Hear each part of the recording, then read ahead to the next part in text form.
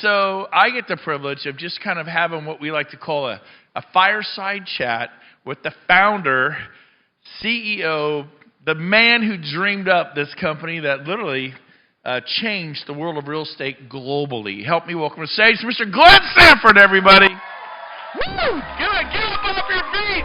Let's hear it for the Glenn! Woo! All right. Okay, Glenn. Apparently, we're going to stand and do a fireside chat. This is a put your hand on the mantle, Glenn. The fire's right here. There we go, right here. What kind of mantle is that? Oh, that. Anyways, a mantle, Glenn. That's so funny. All right, so I thought of all these questions I could ask you, and we didn't rehearse, so you have no idea what's about to come out of my mouth, and trust me. Are you a little nervous? Already been surprising. You should be a little nervous. Okay, so I want to take you back to, of course, you know Glenn's background. He was a financial planner, stockbroker, hosted chat rooms for AOL because he was just killing it. AOL said, will you do this for us? It'd be like Google asking you to head something up. And did that in the 90s. Then he got into real estate. I'm kind of fast-forwarding your story. I've heard it. It's awesome. Pretty good. How am I doing? It's good. And then he built sales teams, and they struggled, and they did well. Then the market correction happened in 2005, if you were in California. 2008 for the rest of you. And then about 2009, I'm thinking, you founded EXP. Yep. So I want to know this. From the time you started thinking, there's got to be a better way, did that start your thinking process in 2008 and you launched EXP in 2009? Or had you been thinking about it for a few years? Yeah, no, I'd been thinking about it. I didn't have the name EXP, but there were little ingredients that I had sort of noted along the way in my real estate career. The first thing, and I've mentioned this before, is I went into the Prudential office, now Berkshire Hathaway office, and asked for equity. I was the number 1 buyer's agent, number 3 in the office, and I wanted to get some equity in a company, and agents had joined that office because I was there, and I was turned down for equity, and so then I went to Keller Williams and read the Red Book, and even in there, it even alluded to profit sharing or equity essentially on the real estate team, and so I would say that that's when I started to really think about sort of the equity component. Of course, when I saw the KW profit share system, I was like, heck, I can do this. I've got leads coming in. I could recruit agents to my team. I could recruit it to the brokerage and my team. What year is this? I'm just trying to... This is 2004. Oh, early. Much earlier. So 2004. And well, I started my team in 2004, but I already had a big internet lead funnel coming in. And... but what I figured out, and I was talking to a bunch of the team leaders back then, Mike Mendoza was a bit of a mentor of mine back in the day, and what I realized is that real estate teams didn't really make that much money compared to the amount of work that it went into it. And right now, most teams are losing money just because the market's tough, but you keep on sort of feeding the beast. And for me, I was like, this doesn't make a whole bunch of sense from a career path perspective. But I loved, the concept of profit share, but it wasn't very profitable. And then I saw some other companies. Exit was one. Another company you're familiar with is Connect. And in 2008, I think it was early 2008, I was actually talking to the folks over at Connect, and I was actually going to be their CEO. But we couldn't come to terms, and I actually rewrote their financial business model to actually be EXPs. And I said, this is where you need to go. One of the things that was a challenge for me in their model is it only paid, I think, 3 levels. And just on my real estate team alone, it already went to levels 5 or 6. And I'm like, the biggest pay levels in a sort of a comp plan tends to be further down as it matures. So, companies that only pay, a small number of levels, that for me as a business guy just didn't make sense. So I was thinking about all of this, and then that wasn't really until 2009 when it was actually Valentine's week, because we were doing a team meeting over February 14th, and one of I think a lot of babies were born Valentine's week. They were February, September. Anyway, one of the agents said, "When do we get our offices back?" Because I had 4 physical offices prior to that, and so I had and so this agent asked, and I said, and this was really, I was just trying to shut her down. This was not some big grand plan. It was, but I just said, we're not getting our offices back. We've got to figure out how to build a defensible business model that's not dependent on bricks and mortar. I swear those are the exact words that I used. And then I came out of that and I'm going, that's a good idea. Out of adversity. Yeah, right? and because I one of the things I was really intent on is I didn't want to run a unprofitable real estate brokerage. In 2008, 2009, going into 2010, there really wasn't a way to run a real estate brokerage. But the other piece of it was in 2008, the iPhone came out. 3G was now out, which sounds really slow today, but back then it actually was pretty decent. Said, really the future real estate brokerage is not going to have bricks and mortar. And then it's really just, what would it take for somebody to be willing to untether from their physical office to work in a virtual brokerage? And for me, it was like equity and rev share. That's what would get me. And so let's build that out and build out the model. And of course, that's what we launched. And here we are. So what month in 2000? Okay, yeah, give me it.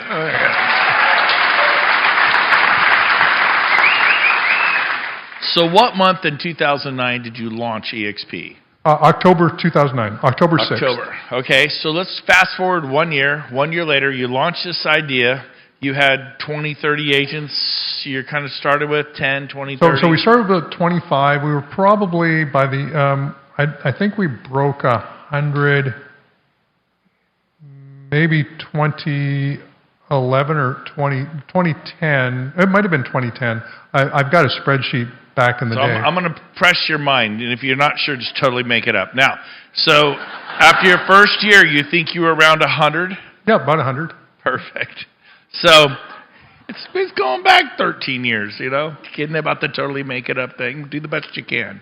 So you're about 100. So how many? Some of you have revenue share groups bigger than that. Year 2, because it didn't explode for him, is the point I want to make, for a few years. Year 2, how many think you ended up with? Yeah, so year 2, 2011. Yeah, we're probably 170-ish agents. People are liking the idea, 170. How many people that built an independent brokerage to 170 in 24 months? That's pretty awesome. But still, 170. And then year 3, 2012. Yeah. Going into 2013, how many think you had? Yeah, so we were probably right in the 225, 250 range. And then you're trying to open states, and you have to have an office in each state, then you have to have a broker in each state, then you have to have accounting and all this stuff, and you're kind of building the spruce goose as you're kind of building the ship as you're flying it, right? Is that a fair way to put it? Well, and then I went, anybody went to the T. Harv Eckert's Millionaire Mind Intensive? Have you ever done that one? No. Anybody here in the room? Okay, I see a few. So I went to one in mid-year, I think, or maybe it was late in 2012, and it was in Denver, and so I went to it, and it's all about money programming and how we relate to money and this type of thing, and the light bulb went off that I wasn't thinking big enough. Not for me. It was really for the agents inside of EXP at the time to have a bigger opportunity. And one of the things that that I wanted to do was actually share equity with our agents and brokers, But as a private company, you can't do that. It's, you're limited to a number of non-accredited shareholders. And of course, we were only doing, $5, $6, $7 million in revenue at the time, way smaller than what you would need to be a public company. And everybody said, you can't be a public company at this point in your life cycle. And I said, we need to do this because we wanted to actually have a form of currency that nobody else in the industry had. There were other people that had rev share programs. There's obviously profit share programs. And so the light bulb went off on that. So we actually went out, secured a public company in late 2012, cleaned it up, and then merged ourselves into it in October of 2013, and then eventually created our equity award programs for agents. And that was the catalyst that started to really attract people to the model because anybody can invent a revenue share model, but to combine the two, that's really what set us apart, and that's really what sort of took us to the next level. Absolutely. So we're going to fast forward to about 2016. It's fall of 2016, October. That's when I joined. And October 21st, I don't know the day. I can remember the day I joined Remax. I don't remember the day I joined Keller Williams. But I remember the day I joined EXP. I remember the day I left Keller Williams. Different. What? I remember the day I left Keller Williams. What did he say? What? I remember the day I left Keller Williams. Oh, okay, yeah. The day you left Keller Williams. Sure. And I remember that day, too, because it was the day before, the 20th, okay? So my memory was there were 1,200 EXP agents in about 32 states, and I remember they were saying someday we're going to be in every state in the nation, and I'm like, wow, open all those additional states. But again, he's having to put offices in. He's having to join the MLS. You know how many MLSs are in California? Dozens and dozens and dozens. By then, you're paying the bill for 100 MLSs every quarter, month, whatever. Yeah. I mean, we've got. I mean, it was expensive, sort of doing that expansion across the U.S. Fortunately, we had a number of the managing brokers. Originally, we would pay the bill ourselves to open up a state, and then we'd hire a broker in. And what we realized is that a lot of times they were just there more for the paycheck than they were to actually grow. And so we actually switched it to the managing broker actually had to invest between $5,000 and $10,000 up front. That actually paid mainly the costs of opening up in the MLS and doing some other things. But once they had skin in the game, we had a totally different broker that actually helped us truly grow. And love it. Yeah. Skin in the game, baby. That's where it's Yep. at. So all of a sudden, by I think the end of 2017, a year later, you went from like 1,200 to like, it was a big jump, 3,000 or 4,000, I don't know. Yeah, 2016, February 29th, 2016, we hit 1,000 agents because we were in Gene and Susan's car going to dinner.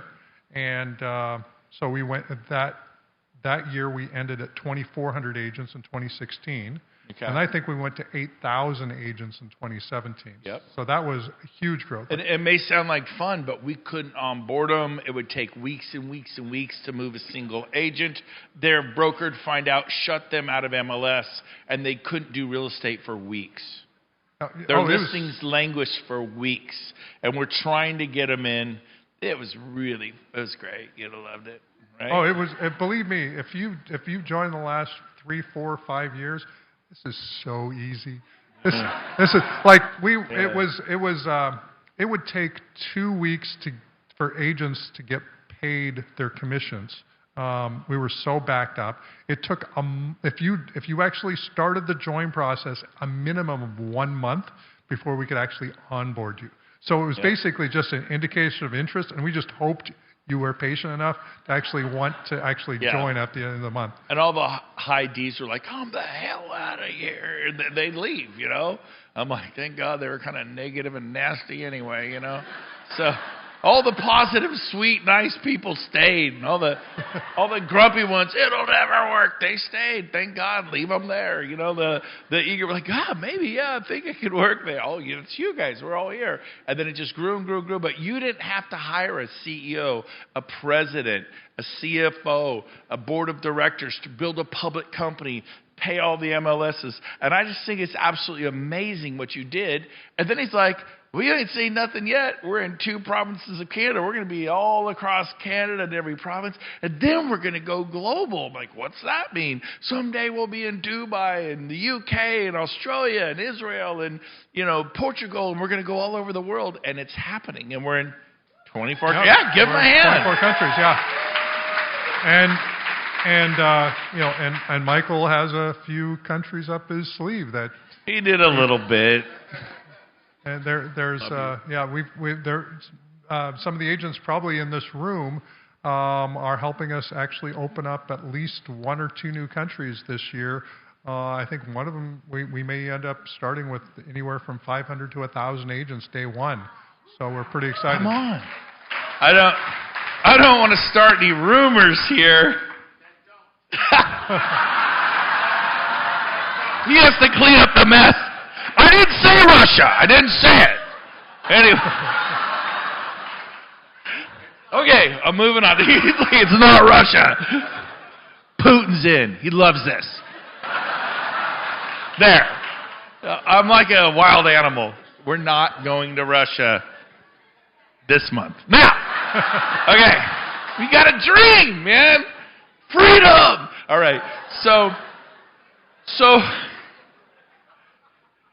he said, we're going to have commercial someday. We have commercial. We're kicking butt. We're going to have luxury someday. We have luxury. We're kicking butt. We're going to be in 100 countries. It keeps happening what he and the team and the leadership says is going to happen, and we're going to be in 100 countries. We're going to have 1 million agents. We got 900,000 coming. This is just this time when you have a pullback. Everybody just kind of like, right? RE/MAX, Keller Williams, Sotheby's, even us, we're not immune to market conditions. And so this is that suck it up, that moment where you go, what are you made out of? And then as you build through this, you explode out of it, man. The velocity, the intensity, the momentum that will come out of this moment. You got to believe, baby. So... yeah, and if you think about it, even though, the reality is the market is tough, but we have the most positive group of inspired leaders at EXP of any brand that currently exists on planet Earth. And it can be tough out there even for inspired leaders because of what's going on. I mean, revenues are down. It's harder to do deals. It's fewer transactions. 2023 was the worst market that we've had since the mid-'90s. But in some respects, we didn't really notice it. Like, did some of you actually expanded through it? Your business is bigger. You've got more things going on. And if you look at even the EXP numbers, we just reported here a couple weeks ago, we actually fared pretty darn well. Our market, we expanded our market share as a company, but that's because each and every one of you are out there actually building the business, and you're excited about a business where most of the traditional brands, you've got a whole bunch of really depressed agents, broker owners, franchise owners, and they're not doing this. Absolutely, absolutely. Yeah, give a hand.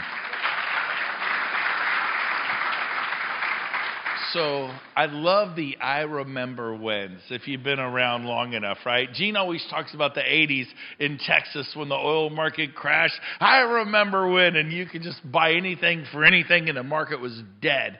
Now, I'm not that old. Anyways, Gene left the room. I was going to harass him. But in the 90s, I remember when we had giant mag flashlights, and we would show properties with mag flashlights because they'd all been repossessed and boarded up. I just thought that was normal.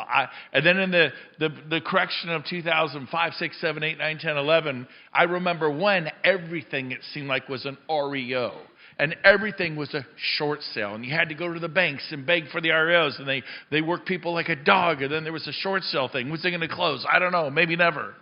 And you had to like keep your clients in escrow for a year or two. And then now we're in a I remember when market. It just, real estate is cyclical for 100 years.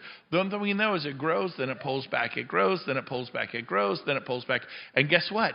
It's going to explode. You're going to go, I remember when I was in CABO 2023 and the stock was only $12 a share.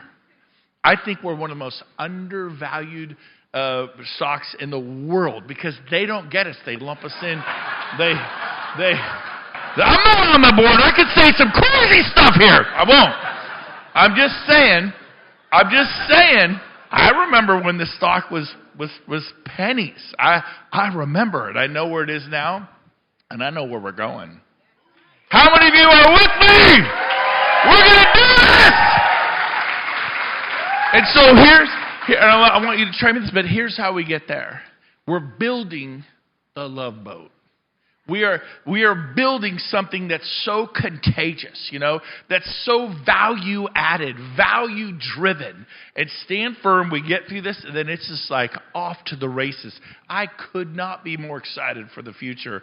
And thank you for creating this amazing business. So share some of your thoughts about the future, whether it's technology we're going to implement or different things, some of your vision. I've stated this, there's nothing constant in life. There's nothing constant in life but change. Or that's the only thing constant in life is change. So we're always needing to always reinvent, things that we're doing. Right now it is AI. Like we've now, if you haven't played with Luna inside a workplace chat, definitely do it. Start to ask it some questions. We've actually put in a lot of stuff around international. If you want to know things about what's going on in international. One of the things last week was actually, in my opinion, one of the more pivotal days, which we'll look at, I think, in the future and go, that was a really cool thing we rolled out. We rolled out real estate radio on air. And who's listened to the real estate, the radio station yet? So this thing's actually pretty powerful. One of the things I think about is this idea that most of the time you have to either get into workplace, you got to scan, you got to read. Most of us don't really want to do that. Like it's not fundamentally part of our nature, but we like listening to radio passively. Like if we just have it playing on in the background, we can just pick up those little snippets of information. A lot of people go, I've never heard of this product or this service or that EXP has this or what's going on here, and being able to just play it when you're like going between listings and getting a little bit of a sales motivation or a bit of a training or just figure out what's happening in the ecosystem. I think the radio station is going to be super, super powerful. So there'll be an app coming out in the App Store here shortly. There's going to be, and you'll be able to, it's a radio station for EXP, actually industry, but it's obviously EXP related. AI is certainly huge in the things that we're doing. We're already starting to load up a number of models to figure out how to streamline transaction workflow. Eventually, EXP explains, just like the gentleman from Amir. That's it. Yes. We'll be able to have EXP explains in every language. I've already got my own Synthesia, but yours is actually way better than what I'm doing right now with my team. So we're going to take that back to the team and say, okay, we're going to. I took photos. So anyway, you'll see a little bit more there, but just so many cool things are going on. More countries. I've already been to 4 countries already this year, if you count Mexico, U.S., Canada, actually South Africa, and Australia. So 5 countries if you add them all up. But we're going to be more visible internationally. So we've got our first EXPCon taking place in Lisbon in June this year. So that's exciting. But there's just a lot of things going on. We've just got an amazing team behind the scenes. We're hiring new talent all the time to take us to the next level. We've got some meetings coming up even as early as next week where we're bringing in a keynote just to help us up-level our thinking. A gentleman's coming in that's going to keynote an event for some of us that has 400,000 people in his organization, and we want to be able to bring that same mindset back to all of you. So there's a lot of good stuff that's on the way. I love everything that you're doing, Brent. All these investments you've invested, your time, your money, your talent, your energy to helping grow EXP, and it's just amazing. So thank you.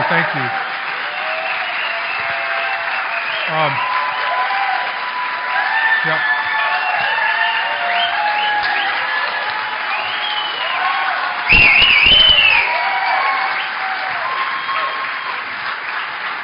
So,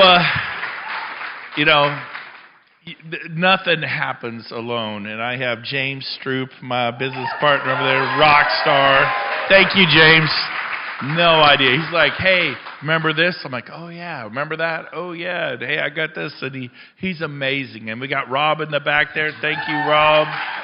Got Drew over here floating around somewhere. I got my whole executive team. So we love you guys. We're very excited. As we wrap this up, I just want to talk about, we have home warranty, we have mortgage, we have title, we have health care, right? We have Success Lending. They have a booth out there.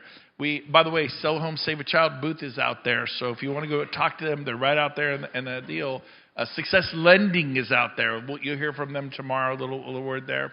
But of all the ancillary services, what one has got you most excited for profit for EXP, which is you? We own EXP with Glenn. I was with Dave Linegar for 12 years at RE/MAX. I didn't own anything. I didn't own a popsicle. And I was the number one RE/MAX agent in California. Almost a decade with Gary Keller. I didn't own anything. I tried to get offices, and they weren't available. And so thank you for what you created, that he offered the equity piece to all of you through this publicly traded company. And trust me, it's amazing. But of all the ancillary services, what are one or two that have you most excited about the future? I would love your help, like each and every one of yours help. We do have, Success Lending, in my opinion, is one of the most, this has the most significant upside for what we're doing as an organization. I know some of you, have your own mortgage company or your own title and escrow company, but if you don't, definitely, lean in on Success Lending, because Success Lending it allows us to pour more into everything that you're doing. We run very, very thin margins as a company. We've got, our financials are public, and so it's all transparent. So we're very thin, and unless we get some of these other things in there, it won't really create the upside from just a stockholder perspective of just a real estate brokerage. Real estate brokerages generally don't make money. We make a little bit, not much, but it's these other services like Success Lending. We're starting to do some title joint ventures. I think we did one in Virginia. We're doing some more around the country where we're doing some things there, and that'll be another piece to it. But I'd say lending is probably the number one service, and we've got such great partners with Success Lending helping us put that into our ecosystem. So the more you can lean in, the more you can give them a shot, the more you can talk about it with your agents that are in your organization of just, hey, you've got somebody, just get them pre-qualified with Success Lending.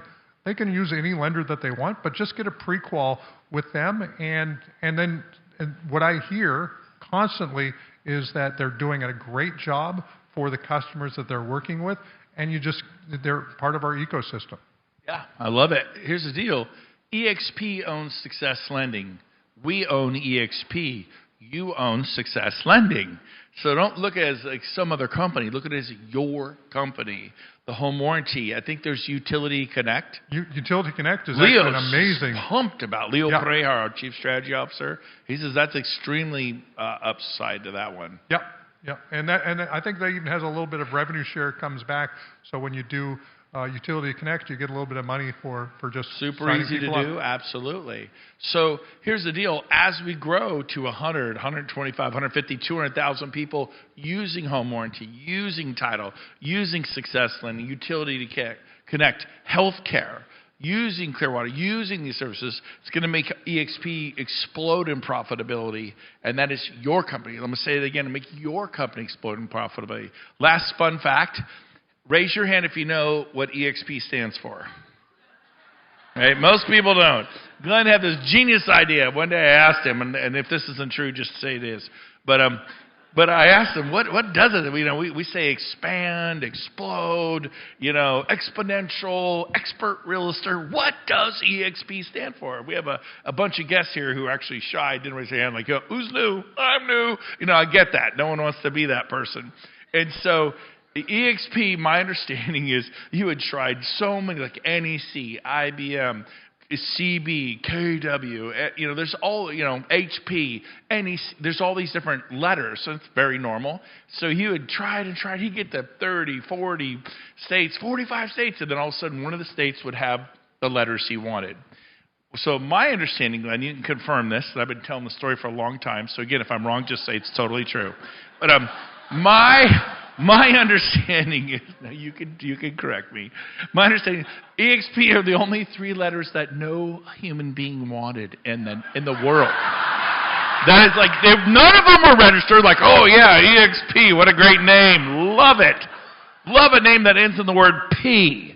Now, but am I correct? Is it they were the only, all 50 states, are the only letters that were available? So we were looking at a number of different names, that's just true, and we were looking for something that we could trademark in all 50 states, and it turns out that there's a lot of the what you would consider to be good names that somebody had a trademark for.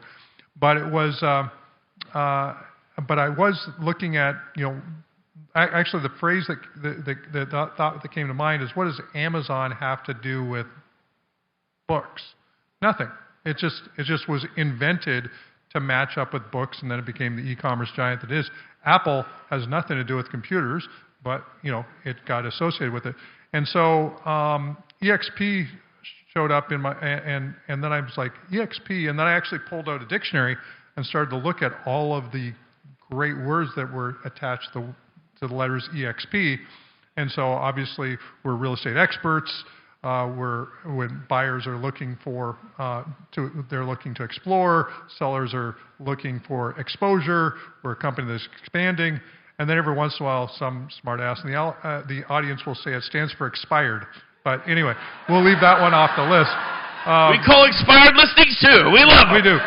But so we refer to EXP as the prefix of real estate. So that was our phrase back in the day, which was better than the world's first fully immersive Web 3.0 real estate brokerage. So anyway, I love it. I love it. So on that note, now that you know the history and the heritage of our company and where we're going, give Glenn a huge hand. Thank you, Glenn. Thank you.